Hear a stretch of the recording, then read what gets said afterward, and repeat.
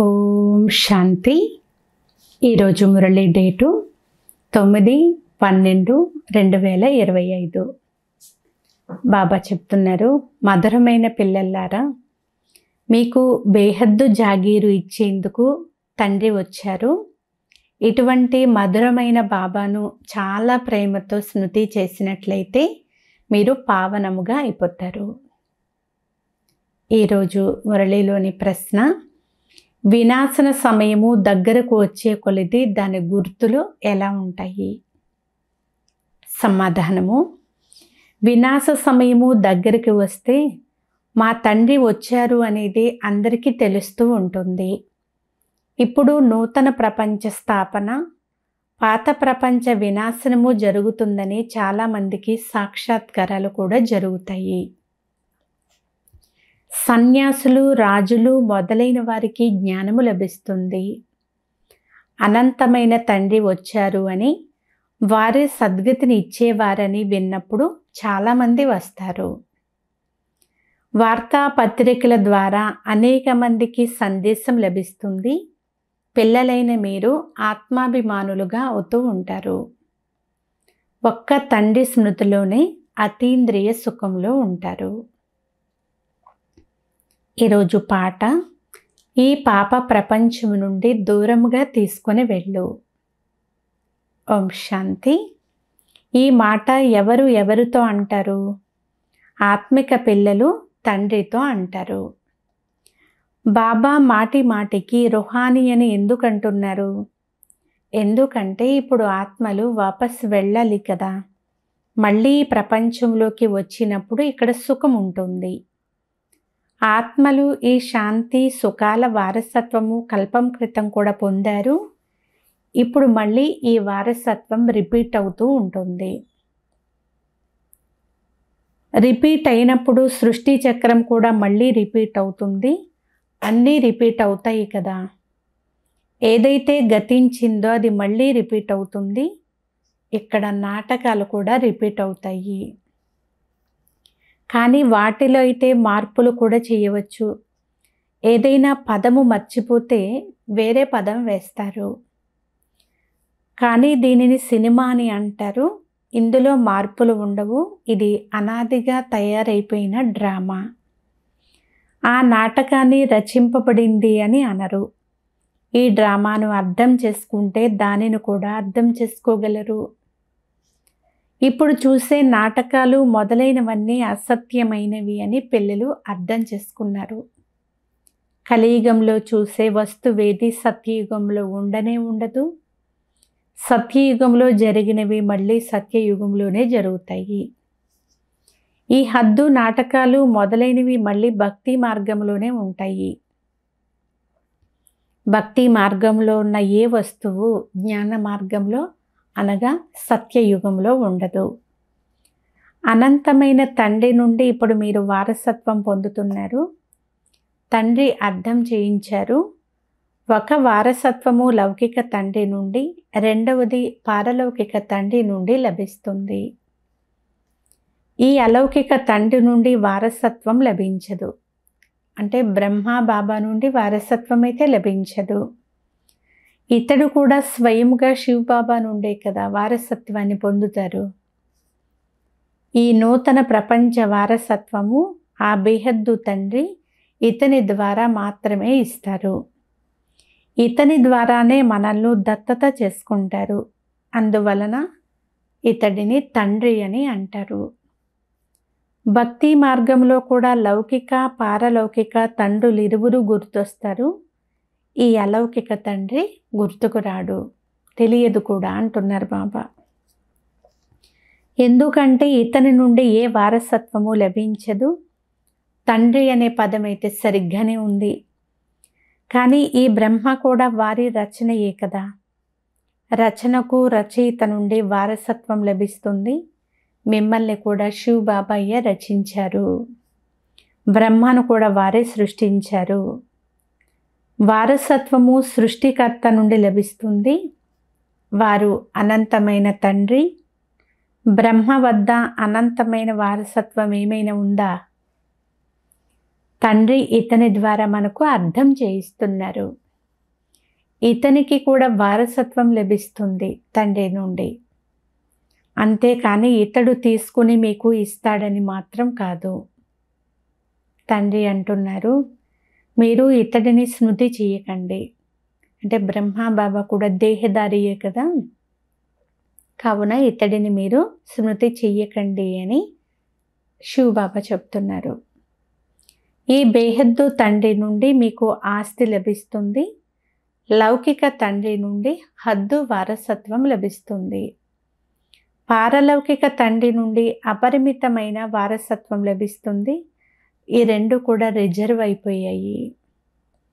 శివబాబా నుండి వారసత్వం లభిస్తుంది అని బుద్ధిలోకి వస్తుంది కదా, అంతేకాని బ్రహ్మబాబా నుండి వారసత్వం వస్తుంది అని అనరు.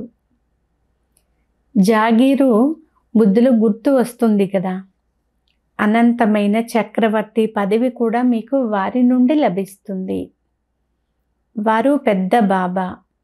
ఇతడు కూడా నన్ను స్మృతి చెయ్యకండి, మీరు పొందే ఆస్తి నా వద్ద ఏదీ లేదు, ఎవరి నుండి ఆస్తి లభిస్తుందో వారిని స్మృతి చెయ్యండి అని బ్రహ్మబాబా కూడా చెప్తున్నారు. వారే నన్ను ఒక్కరినే స్మృతి చేయమని అంటున్నారు. లౌకిక తండ్రి ఆస్తి గురించి ఎన్ని గొడవలు జరుగుతూ ఉంటాయి, ఇక్కడ గొడవ అనే మాటే లేదు అని అంటారు. తండ్రిని స్మృతి చెయ్యకుంటే ఆటోమేటిక్గా అనంతమైన వారసత్వం కూడా లభించదు. తండ్రి అంటున్నారు, స్వయాన్ని ఆత్మగా భావించండి. ఈ రథానికి కూడా నీవు స్వయాన్ని ఆత్మగా భావించి నన్ను స్మృతి చేస్తే విశ్వ చక్రవర్తి పదవి లభిస్తుంది అని చెప్తున్నారు. దీనిని స్మృతి యాత్ర అని అంటారు. దేహ సంబంధములన్నీ వదిలి స్వయాన్ని అశరీరి ఆత్మ అని భావించండి. ఇందులోనే శ్రమ ఉంది కదా, మరి చదువు కోసం కొంతైనా శ్రమ అయితే చెయ్యాలి కదా. ఈ స్మృతి యాత్ర ద్వారానే మీరు పతితుల నుండి పావనముగా అవుతారు. వారు శరీరాలతో యాత్రలు చేస్తారు, కానీ ఇది ఆత్మలు చేసే యాత్ర. ఇది పరంధామానికి వెళ్ళేందుకు చేసే యాత్ర. పరంధామము అనగా ముక్తిధామానికి పురుషార్థం చేయకుండా ఎవ్వరూ వెళ్ళలేరు. ఎవరైతే బాగా స్మృతి చేస్తారో వారే పరంధామానికి వెళ్ళగలుగుతారు. అంతేకాక మళ్ళీ ఉన్నతమైన పదవిని కూడా పొందగలుగుతారు. కానీ వారు పతితులు కనుక పిలుస్తూ ఉంటారు. ఆత్మ స్మృతి చేస్తుంది. తినుట త్రాగుట అన్నీ చేసేది, అంటే శరీరం ద్వారా అన్నీ చేసేది ఆత్మయే కదా. ఇప్పుడు మీరు ఆత్మాభిమానులుగా అవ్వాలి. ఇందులో చాలా శ్రమ ఉంది. శ్రమ లేకుండా ఏదీ లభించదు. చాలా సులభము. అయితే మాయ వ్యతిరేకిస్తూ ఉంటుంది. ఎవరి అదృష్టం బాగుంటుందో వారు వెంటనే ఇందులోకి వస్తారు. కొంతమంది ఆలస్యంగా కూడా వస్తారు. ఒకవేళ మంచి రీతిగా బుద్ధిలో కూర్చుంటే మేము ఇక ఆత్మిక యాత్రలో నిమగ్నమైపోతాము అని అంటారు. ఇలా తీవ్ర వేగంలో నిమగ్నమైపోతే మంచి రీతిగా ముందుకు పరిగెడతారు. ఇంట్లో ఉన్న ఇది చాలా మంచి చక్కని మార్గము అని స్వయాన్ని ఆత్మగా భావించి పతిత పావనుడైన తండ్రిని స్మృతి చేస్తామని బుద్ధికి తోస్తుంది. తండ్రి ఆజ్ఞను అనుసరిస్తే పావనముగా అవ్వగలరు. తప్పకుండా తయారవుతారు. ఇది పురుషార్థం యొక్క మాట. చాలా సులభము. భక్తి మార్గంలో అయితే చాలా కష్టం ఉంటుంది. ఇప్పుడు మనం బాబా వద్దకు వాపస్ వెళ్ళాలి అని మీ బుద్ధిలో ఉంది. మళ్ళీ ఇక్కడకు వచ్చి విష్ణు మాలలో కూర్చోబడాలి. మాలలు లెక్క పెడితే బ్రహ్మమాల, విష్ణుమాల, రుద్రమాల కూడా ఉన్నాయి. మొట్టమొదట ఇతడు నూతన సృష్టికి చెందినవాడు కదా. మిగిలిన వారంతా వెనుక వస్తారు, అనగా ఇతని వెనుక కూర్చోబడతారు. మీ ఉన్నతమైన కులమేది అని ఎవరైనా అడిగితే మీరు విష్ణు కులము అని చెప్తారు. మనము వాస్తవానికి విష్ణు కులానికి చెందిన వారము. ఆ తర్వాత క్షత్రియ కులానికి చెందిన వారిగా అయిపోయాము. తర్వాత వారి వారి నుండి వంశాలు వస్తాయి. ఈ జ్ఞానము ద్వారా వంశాలు ఎలా తయారవుతాయో మీరు అర్థం చేసుకున్నారు. మొట్టమొదట రుద్రమాల తయారవుతుంది. అత్యంత ఉన్నతమైన వంశము. బాబా తెలుపుతున్నారు, మీది చాలా ఉన్నతమైన కులము. ప్రపంచమంతటికీ తప్పకుండా సందేశం లభిస్తుంది అని కూడా అర్థం చేసుకున్నారు. భగవంతుడు ఎక్కడో వచ్చి ఉన్నారు అని అంటారు, కానీ ఎక్కడ ఉన్నారో తెలియదు. చివరికైతే అందరికీ తెలుస్తుంది. వార్తాపత్రికల్లో వస్తూ ఉంటుంది. ఇప్పుడైతే కొంచెమే వేస్తున్నారు. అలాగని అందరూ ఒకే పత్రికను చదువుతారని కూడా కాదు. లైబ్రరీలో చదవచ్చు. కొంతమంది 2-3 వార్తాపత్రికలు కూడా చదువుతారు. కొంతమంది అయితే అసలు చదవరు. బాబా వచ్చారు అనేది అందరికీ తెలియాలి కదా. వినాశన సమయం చాలా దగ్గరకు వస్తే అప్పుడు అందరికీ తెలుస్తుంది. నూతన ప్రపంచ స్థాపన, పాత ప్రపంచం వినాశనము జరుగుతుంది. చాలామందికి సాక్షాత్కారాలు కూడా జరగవచ్చు. మీరు సన్యాసులు, రాజులు మొదలైన వారికి కూడా జ్ఞానమును ఇవ్వాలి. చాలామందికి సందేశము లభించాలి. సద్గతినిచ్చే అనంతమైన తండ్రి వచ్చారు అని వింటే చాలామంది వస్తారు. ఇప్పటి వార్తాపత్రికల్లో వార్తలు మనసుకు నచ్చే విధంగా నియమానుసారముగా వెలువడడం లేదు. ఏదైనా ప్రకటిస్తే దానిని గురించి దర్యాప్తు చేస్తారు. మనము సత్యయుగాన్ని శ్రీమతం అనుసారంగా స్థాపన చేస్తున్నామని మీకు తెలుసు. మీది ఒక కొత్త సంస్థ. మీరు ఈశ్వరీయ మిషన్లోని ఈశ్వరీయ సభ్యులు. క్రిస్టియన్ మిషన్లో క్రైస్తవ సభ్యులుగా అవుతారు కదా. మీరు ఈశ్వరునికి చెందినవారు. అందుకే అతీంద్రియ సుఖం గురించి తెలుసుకోవాలనుకుంటే ఆత్మాభిమానులుగా అయిన గోపగోపికలనే అడగాలి అనే గాయనం ఉంది. ఒక్క తండ్రిని మాత్రమే స్మృతి చెయ్యాలి. ఇతరులెవ్వరినీ స్మృతి చెయ్యరాదు. ఈ రాజయోగాన్ని ఒక తండ్రి మాత్రమే నేర్పిస్తారు. వారే గీతా భగవానుడు. అందరికీ వారు ఇచ్చేటటువంటి ఆహ్వానము లేక సందేశాన్ని ఇవ్వాలి. మిగిలినదంతా జ్ఞాన శృంగారమే. ఈ చిత్రాలన్నీ కూడా జ్ఞాన శృంగారమే, కానీ భక్తికి సంబంధించినవి కాదు. మనుషులకు అర్థం చేయించడానికి తండ్రి వీటిని కూర్చుని తయారు చేయించారు. ఈ చిత్రాలు మొదలైనవన్నీ కూడా ప్రాయలోపమైపోతాయి. ఈ జ్ఞానము ఆత్మలో నిలిచిపోతుంది. తండ్రికి కూడా ఈ జ్ఞానం ఉంది. ఇది కూడా డ్రామాలో నిర్ణయించబడి ఉంది. మీరిప్పుడు భక్తి మార్గాన్ని దాటి జ్ఞాన మార్గంలోకి వచ్చారు. ఆత్మలో ఈ పాత్ర ఉంది అని, ఇప్పుడు అదే నడుస్తూ ఉంది అనేది మీరు అర్థం చేసుకున్నారు. డ్రామాలో నిర్ణయింపబడి ఉన్నట్లు మనం ఇప్పుడు తండ్రి నుండి రాజయోగాన్ని నేర్చుకుంటున్నాము. తండ్రి వచ్చి మనకు జ్ఞానాన్ని ఇవ్వవలసి ఉంటుంది. ఆత్మలో ఇది రచింపబడి ఉంది. మనం శాంతిధామానికి చేరుకుంటాము. మళ్ళీ కొత్త ప్రపంచంలో పాత్ర రిపీట్ అవుతుంది.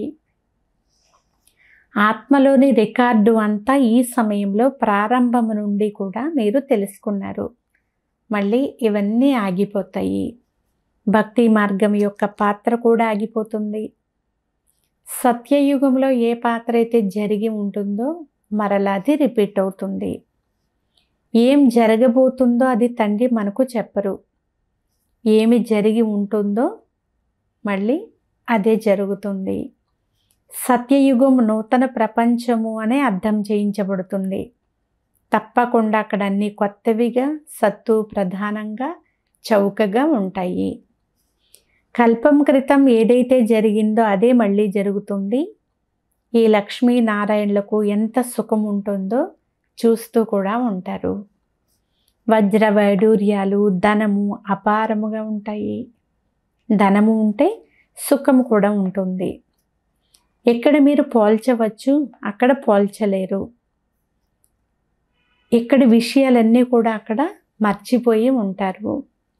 ఇవన్నీ నూతన విషయాలు కదా, వీటిని ఒక్క తండ్రి మాత్రమే తెలియచేస్తారు. ఆత్మలు అక్కడకు వెళ్ళాలి. అక్కడ వృత్తి వ్యాపారాలు ఏమీ ఉండవు. లెక్కాచారం అంతా సమాప్తమైపోతుంది. రికార్డు పూర్తి అవుతుంది. ఒకే రికార్డు చాలా పెద్దదిగా ఉంటుంది కనుక ఆత్మ కూడా అంత పెద్దదిగా ఉంటుంది అని అనుకుంటారు. కానీ అలా ఉండదు. ఇంత చిన్న ఆత్మలో 84 జన్మల పాత్ర నిండి ఉంది. ఆత్మ కూడా అవినాశి. దీనిని కేవలం అద్భుతము అని అంటారు. ఇలాంటి ఆశ్చర్యకరమైన విషయం మరొకటి ఏది ఉండదు కదా. 84 జన్మల పాత్ర ఎంత పెద్దది, కానీ ఇంత చిన్న ఆత్మలో ఇమిడి ఉంటుంది. ఇది చాలా అద్భుతం. సత్య త్రేతాయుగాల్లో బాబా విశ్రాంతిగా ఉంటారు. మనము ఆల్రౌండ్ పాత్రను అభినయిస్తాము. మన పాత్ర అందరికంటే ఎక్కువగా ఉంటుంది. కావున తండ్రి వారసత్వం కూడా ఉన్నతమైనదే ఇస్తారు. 84 జన్మలు కూడా మీరే తీసుకుంటారు అని బాబా అంటారు. మన పాత్ర ఇతరులెవ్వరూ చెయ్యలేరు.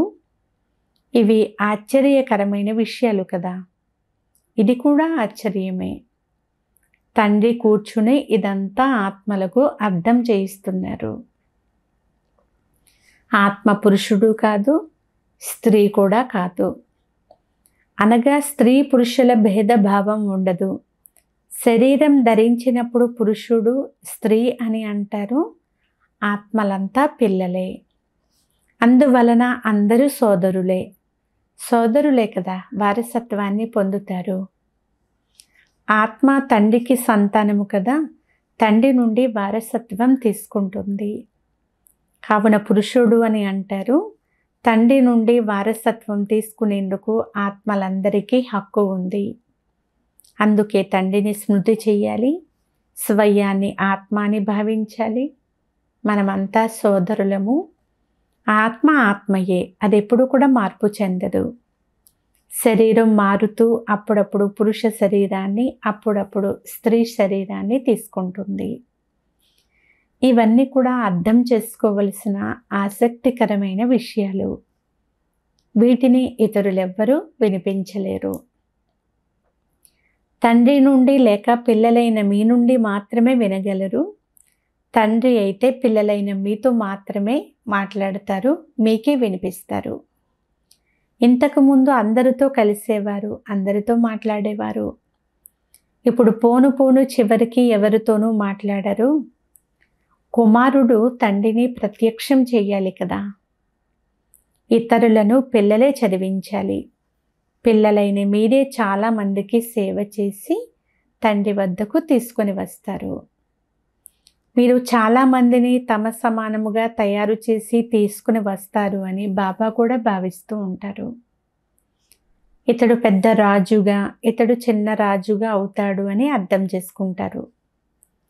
అందరినీ కూడా రావణుని యొక్క సంకెళ్ళ నుండి విడిపించి మీ ప్రచార సంస్థలోకి తీసుకొని వచ్చే ఆత్మిక సైన్యము కూడా మీరే కదా. ఎవరు ఎంత సేవ చేస్తే వారికి అంతే ఫలితం కూడా లభిస్తుంది. ఎవరు ఎంత ఎక్కువగా భక్తి చేశారో వారే ఎక్కువ చురుకైన వారిగా అయి వారసత్వం తీసుకుంటారు. ఇది చదువు. బాగా చదువుకోలేదు అంటే ఫెయిల్ అయిపోతారు. చదువు చాలా సులభము. అర్థం చేసుకోవడం సులభమే. అర్థం చేయించడం కూడా సులభమే. పురుషార్థం చెయ్యాలి. తద్వారా మనం ఉన్నతమైన పదవిని పొందాలి. మృత్యులోకము నుండి బదిలీ అయ్యి అమరలోకములోకి వెళ్ళాలి. ఎంతగా చదువుకుంటారో అంతగా అమరపురిలో ఉన్నతమైన పదవిని పొందుకుంటారు. తండ్రిని ప్రేమించాలి కూడా. ఎందుకంటే తండ్రి అత్యంత ప్రియమైన వారు కదా. వారు ప్రేమ సాగరులు కూడా. కొంతమంది ప్రేమ ఏకరసముగా ఉండదు. కొంతమంది స్మృతి చేస్తారు, కొంతమంది అయితే అసలు స్మృతియే చెయ్యరు. కొంతమందికి ఇతరులకు జ్ఞానం తెలియచెయ్యాలి అనే నష ఉంటుంది. ఇది చాలా పెద్ద ఆకర్షణ. ఇది విశ్వవిద్యాలయము అనేది అందరికీ అర్థం చేయించాలి. ఇది ఆధ్యాత్మిక చదువు. ఇటువంటి చిత్రాలు ఏ పాఠశాలలో కూడా చూపించరు. రోజులు గడిచిన కొలది ఇంకా చిత్రాలు ఎక్కువగా వెలువడుతూ ఉంటాయి. వాటిని చూస్తూనే మనుషులు అర్థం చేసుకుంటారు. మెట్ల చిత్రము చాలా మంచి చిత్రము, కానీ దేవతా ధర్మానికి చెందని వారికి ఈ చిత్రం అసలు అర్థమే కాదు. ఎవరైతే ఈ కులానికి చెందిన వారిగా ఉంటారో వారికి బాణం తగులుతుంది. మన దేవతా ధర్మానికి చెందిన వారే వస్తారు. వీరు చాలా ఇష్టంతో వింటున్నారు అనేది కూడా తెలుస్తుంది.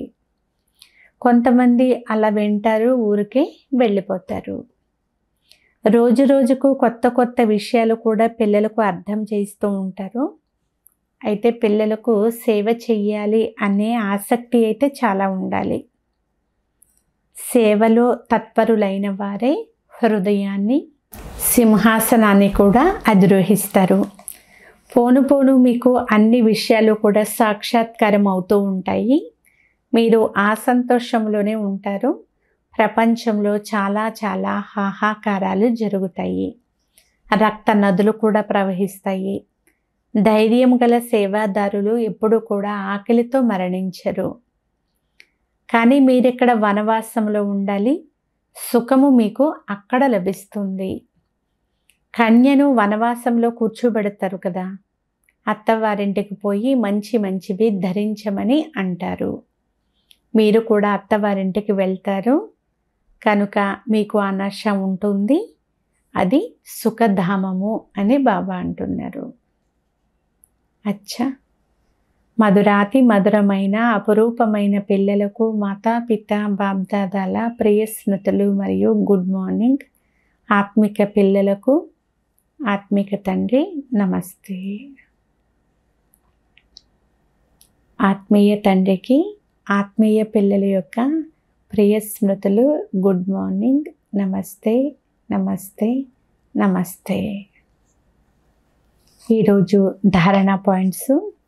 మాలలో కూర్చోబడేందుకు దేహీ అభిమానులుగా అయి తీవ్ర వేగంతో మీరు స్మృతి యాత్రను చెయ్యాలి. తండ్రి ఆజ్ఞపైన నడుస్తూ పావనముగా తయారు కావాలి. సెకండ్ పాయింట్, తండ్రి పరిచయమునిచ్చి చాలా మందిని మీ సమానముగా తయారు చేసే సేవను చెయ్యాలి. ఇక్కడ వనవాసంలో ఉన్నట్లుగా ఉండాలి. అంతిమ హాహాకారాల దృశ్యం చూసేందుకు మహావీరులుగా అవ్వాలి. ఈరోజు వరదానము, బంధనాల పంజరాన్ని తెంచేసి జీవన్ముక్త స్థితిని అనుభవం చేసే సత్యమైన ట్రస్టీ భవ. సారాంశము, శరీరము లేక దాని సంబంధాల బంధనమే పంజరం వంటిది.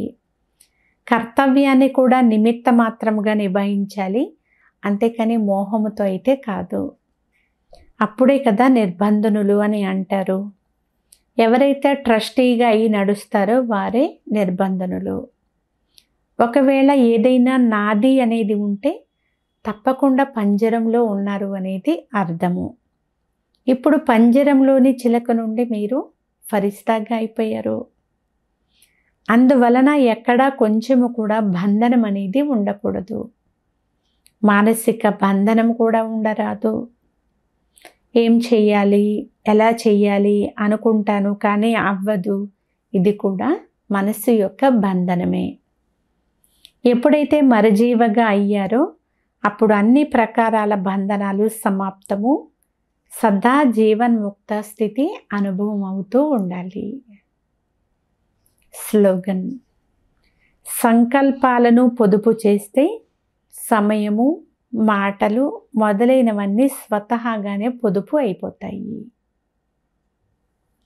ఈరోజు అవ్యక్త సూచన యొక్క పాయింట్, ఇప్పుడు సంపన్నముగా లేక కర్మాతీతముగా అవ్వాలనే తపనలో ఉండండి. కర్మాతీతము అంటే కర్మల ఎలాంటి బంధనం యొక్క స్పర్శ నుండి భిన్నము. ఈ అనుభవము ఇలాగే వృద్ధి చెందుతూ ఉండాలి. ఏ కార్యము కూడా స్పర్శించకూడదు.